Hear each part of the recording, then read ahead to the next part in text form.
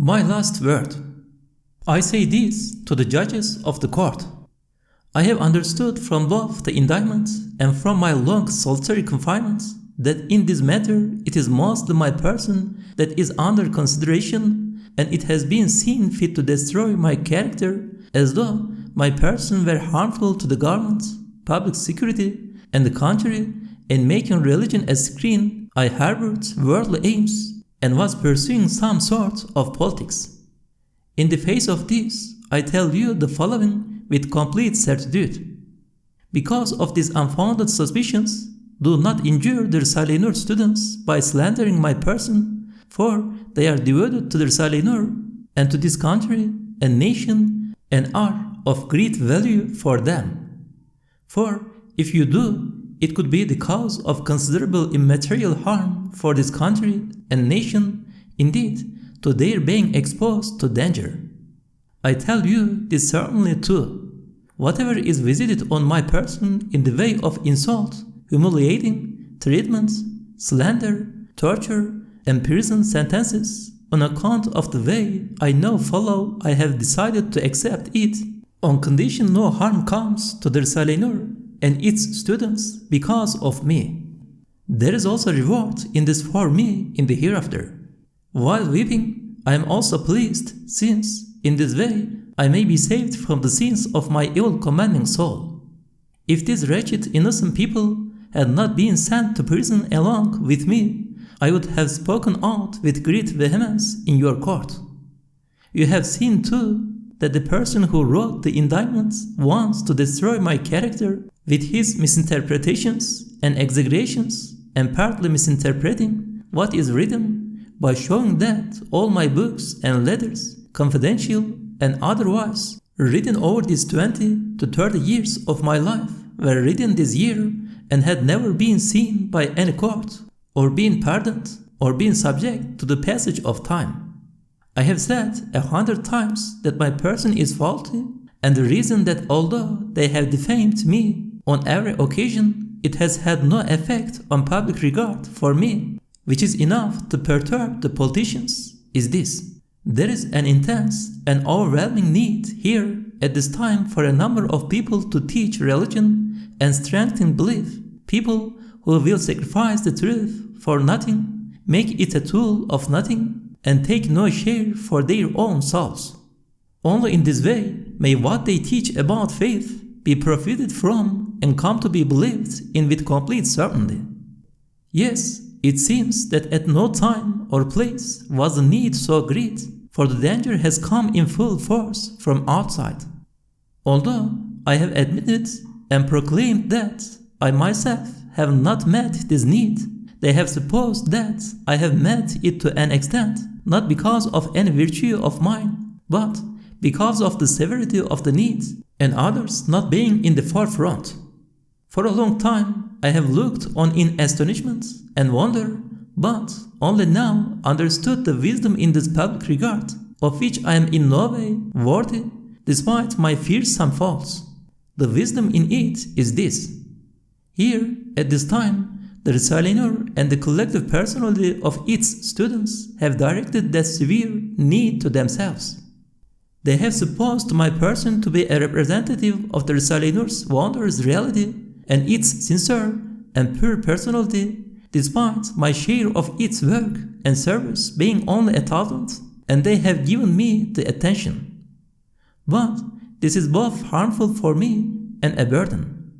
It is also not my right. But I have remained silent and have accepted the harm for the sake of the Risale-i Nur and its collective personality.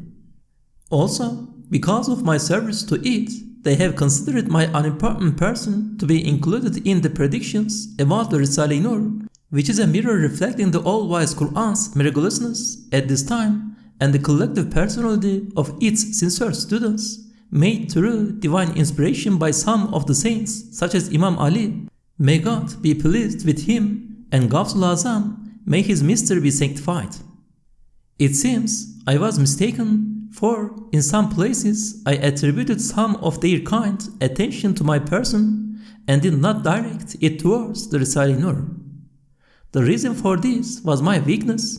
I apparently accepted part of it for myself to prevent the things that might scare away those who help me multiplying and to increase their confidence in what I said. I warn you, there is no need to defame my transitory person which is at the door of the grave. There is no necessity to give it so much importance. In any event, you cannot combat the Risale-i Nur, so do not combat it. You cannot defeat it. You will cause great harm to this nation and country by combating it. Anyway, you cannot scatter its students.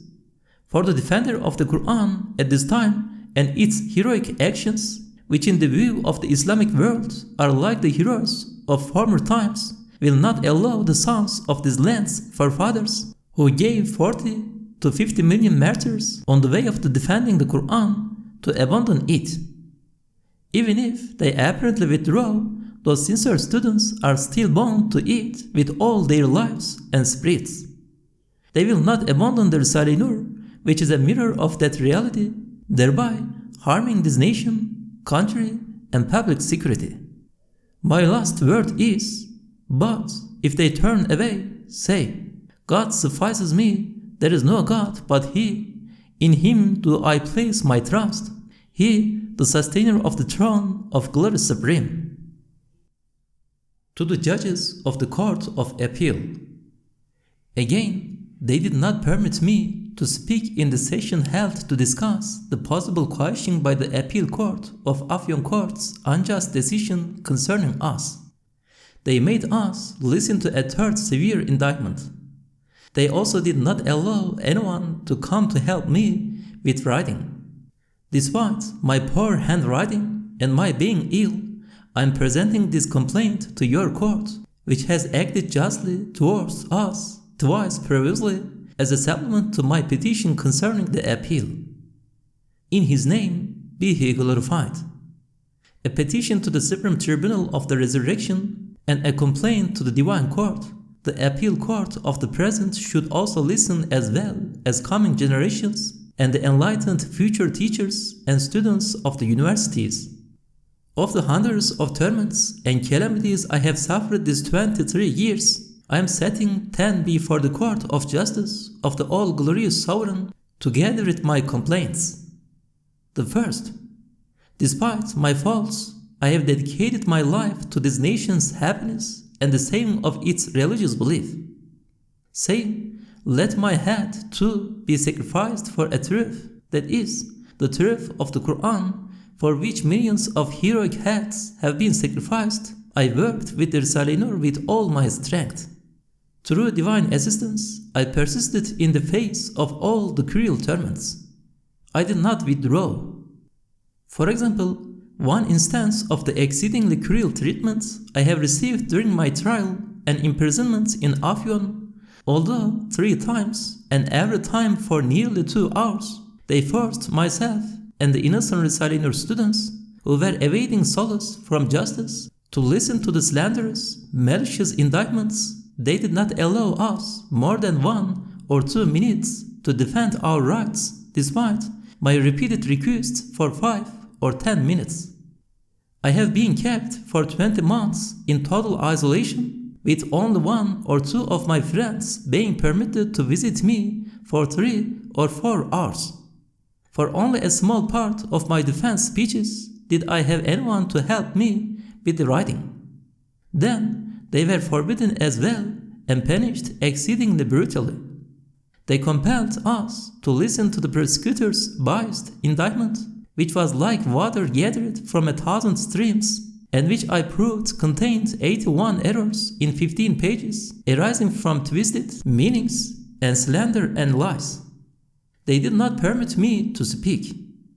If they had permitted me, I would have said, although, as required by freedom of thought and freedom of conscience, you do not interfere with Jews, Christians, and Zoroastrians, and particularly now with anarchists, apostates, and dissemblers, hiding behind the screen of communism, who both deny your religion and insult your forefathers, accusing them of misguidance, and accept neither your prophet, upon whom blessings and peace, nor the laws of the Qur'an, And although through the Qur'an's instruction millions of Muslims in the lands and under the rule of an imperious, bigoted Christian state like Britain reject all the false beliefs and infidel rules of the English, their courts do not interfere with them, and although opponents of all governments openly publish their ideas without those governments bothering them, and although both the Sparta authorities and Denizli Court and Ankara Criminal Court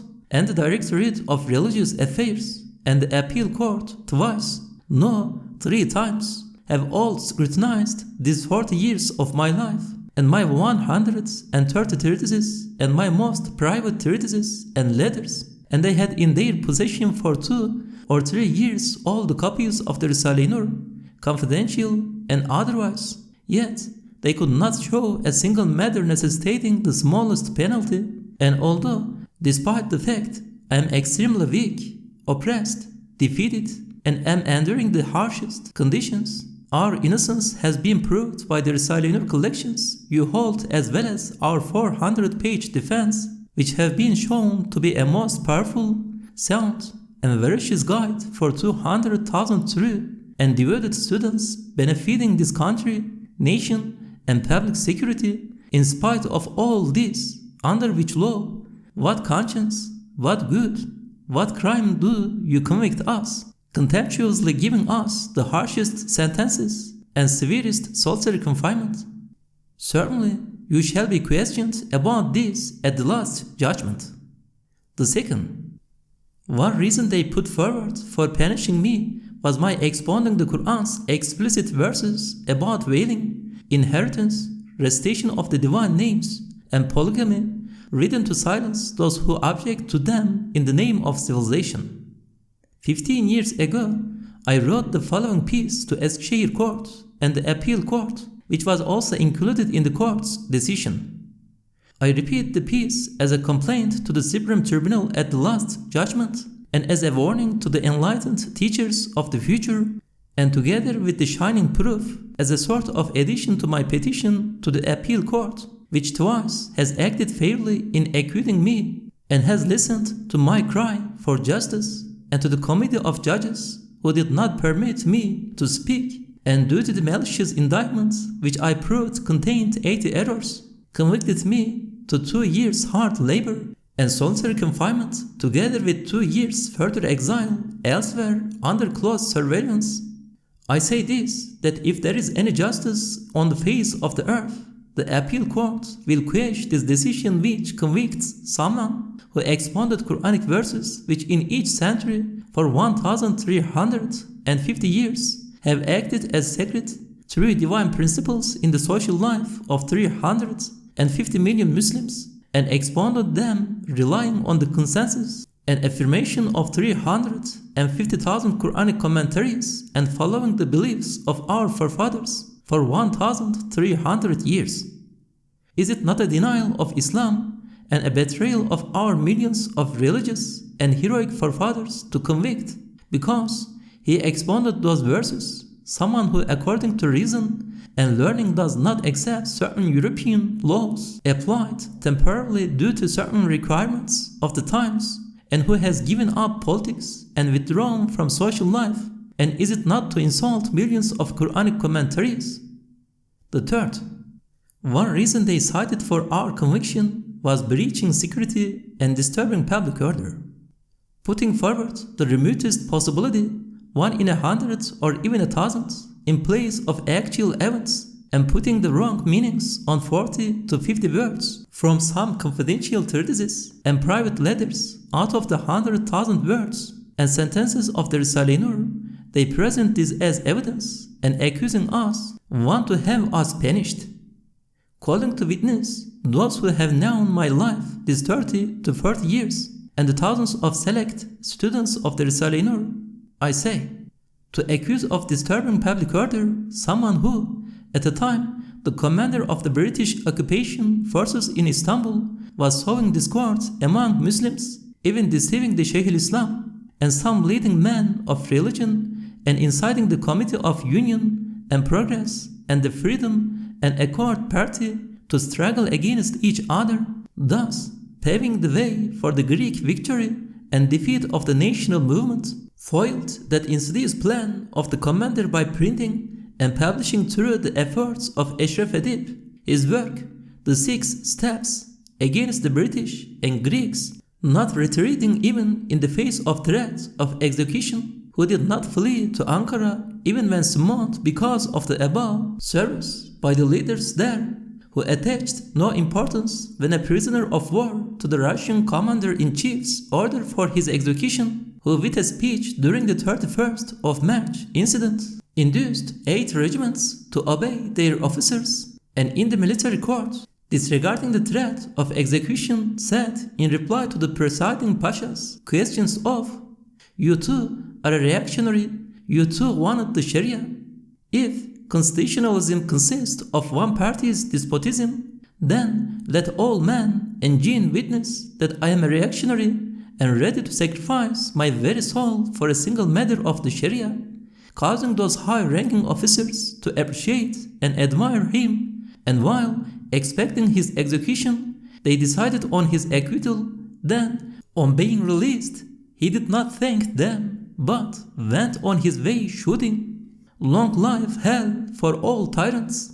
And as is written in the decision of Afyon Court, when Mustafa Kemal angrily said to him in the office of the Speaker of the Assembly, "We summoned you here so you would tell us of your elevated ideas, but you came and wrote some things about the 5 daily prayers and sought conflict among us," he replied, "After belief, the obligatory prayers are the most elevated question.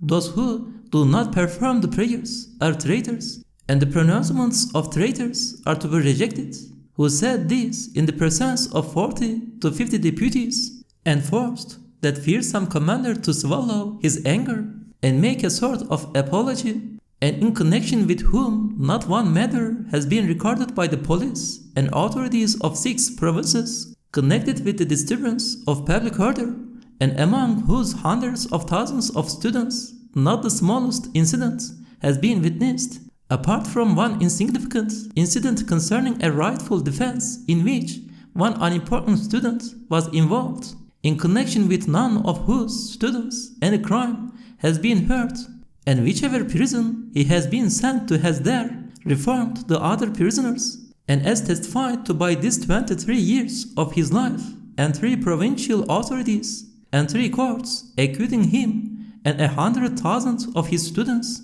who know the value of the Risale-i Nur, affirming it verbally and by action, despite hundreds of thousands of copies of it being distributed throughout the country, the Risale-i Nur has produced only benefits and caused no harm, and who is a recluse, single, a stranger, elderly, poor, and sees himself at the door of the grave, and who with all his strength has given up transitory things, and has sought ways of atoning for his former sins and making his life eternal, and attaches not the slightest importance to worldly rank, and who, so that no harm will come to the innocent and the elderly, out of his compassion does not curse those who torment and torture him, those who say about such a man, "This old recluse disturbs the peace and breaches public security.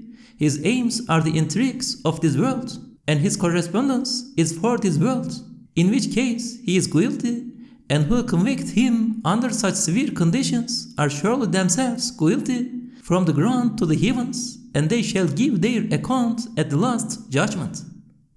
Can it be said about a man who with a speech induced 8 mutinying regiments to obey their officers, and with a single article persuaded thousands of people to support him, and was not frightened before the 3 above-mentioned formidable commanders, and did not fawn to them, and in courts of law declared, "If I had hats to the number of ears on my head, and every day one was cut off, I would not surrender to atheism and misguidance, and betray my country and nation and Islam.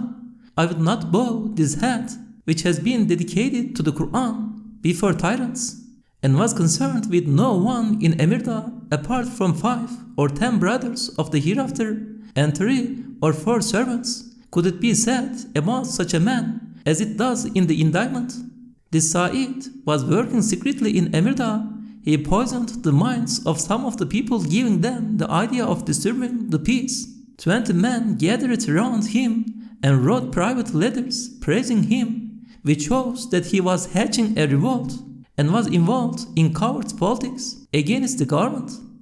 I refer it to your consciences to understand just how far from right, justice, and fairness those who torment him have deviated by, with unprecedented animosity and hatred, throwing him into prison for 2 years in solitary confinement, and by not allowing him to speak in court. Is it at all possible that someone who has received public attention 100 times greater than is his due, and brought thousands of men to obedience with one speech, and induced thousands of people to join the Ittihad Muhammadi Society with one newspaper article, and made 50,000 people listen admiringly to his address in Hagia Sophia Mosque, that such a man should work at it for 3 years in Emirda and deceive only 5 or 10 people, and feel his grave which he is approaching with unnecessary darkness rather than with light? Is it at all possible that he should do this? A Satan himself could not make anyone accept it. The fourth is their citing my not wearing the brimmed hat as an important reason for my conviction. They did not allow me to speak, otherwise I would have said this to those who were trying to punish me. I stayed as a guest for 3 months in the police station in Kastamonu.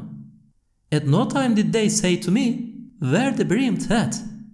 And although in 3 courts of law I did not wear the hat and did not remove my own headgear, they did not interfere with me. And on that pretext, for 23 years a number of irreligious tyrants have inflicted a very distressing and severe penalty on me unofficially.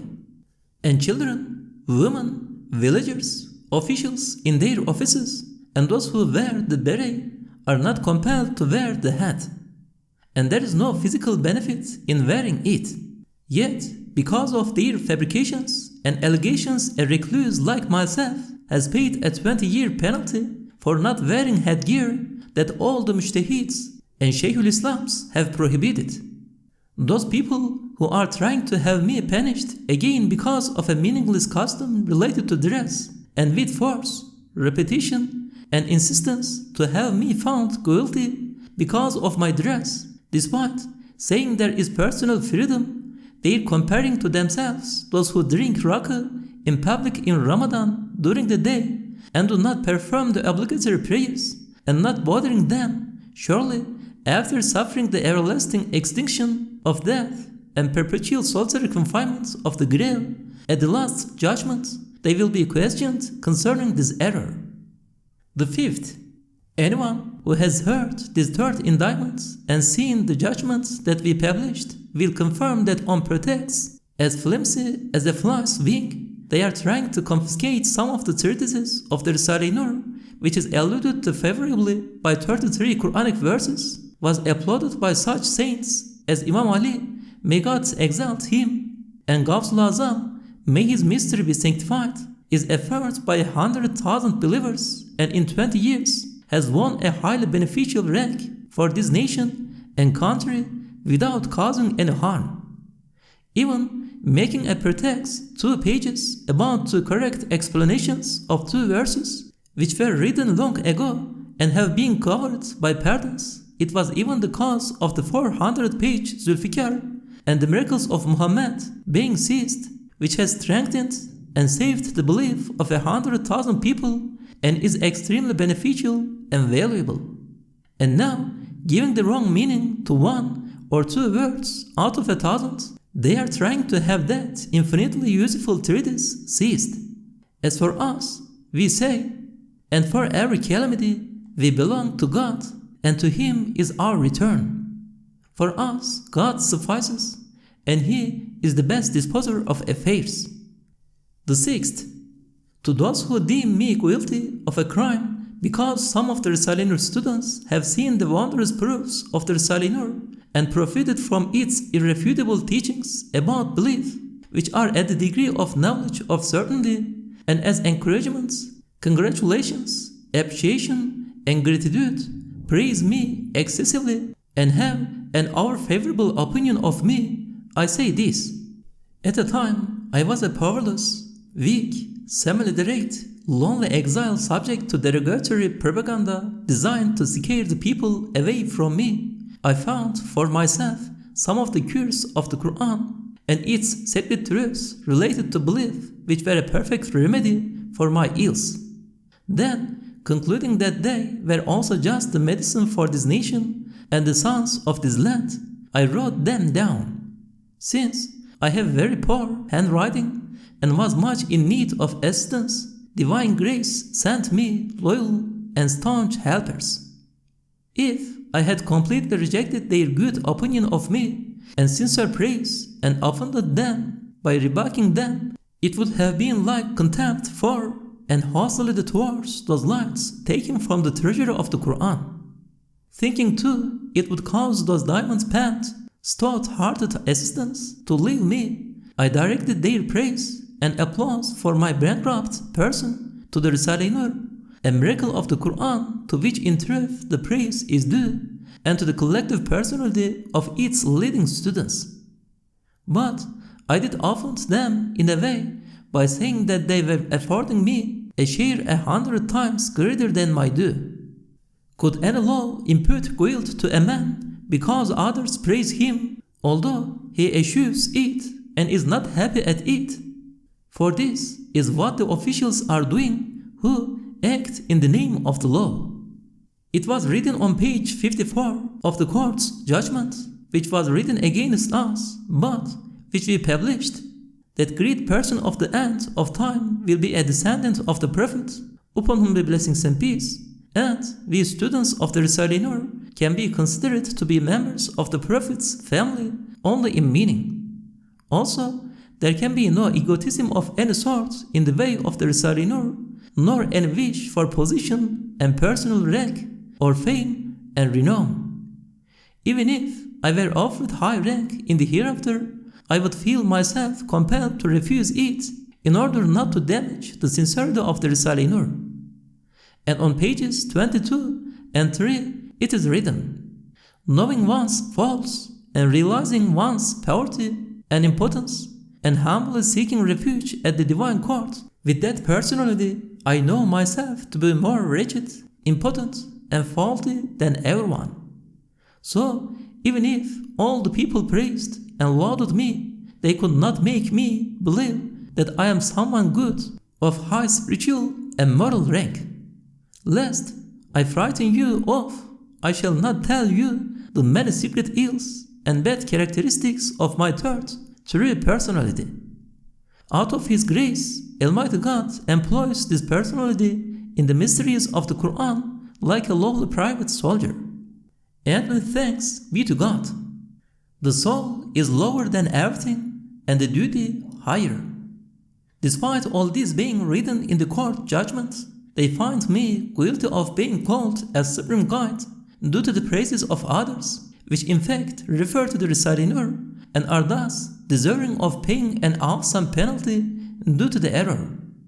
The seventh, although Denizli Court and Ankara Criminal Court and the appeal courts unanimously acquitted us and all the treatises of the Risale-i Nur and returned them and our letters to us, and they said, even if the appeal court's decision to quash the decision and Denizli's acquittal were wrong, since they have been made final, the case cannot be read right. I was sent to Emirdağ, where I spent 3 years as a recluse. There, so long as there was no necessity, I spoke only with the 2 or 3 tailor apprentices who were assisting me, and rarely for 5 or 10 minutes with certain religiously minded people. I wrote no letters other than once a week to one place as encouragements in the Risale-i Nur, and wrote only 3 letters in 3 years to my Mufti brother. I gave up writing pieces which I had been doing for 20 to 30 years, except for 2 points, 20 pages in length, which were useful for the people of the Qur'an and for belief. One was about the wisdom in the repetitions in the Qur'an, and the other about the angels. I wrote no other treatise. Only I gave permission for the treatises which the courts had returned to be made into large collections, and since 500 copies of the Supreme Sign, which had been printed in the old letters, had been handed over to us by the court, and since duplicating machines were not officially banned, I gave permission to my brothers to duplicate them so they could be published for the benefit of the Islamic world, and I busied myself with correcting them.